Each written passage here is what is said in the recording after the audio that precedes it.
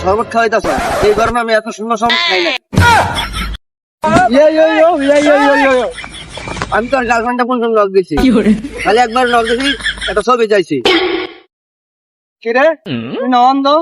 তাহলে কি আমার গার্লফ্রেন্ডটা কেমনে তুই নক দিলি? আর কেমনে কালার তো আলা তুই না বোবা, তুই কেমনে কথা কর?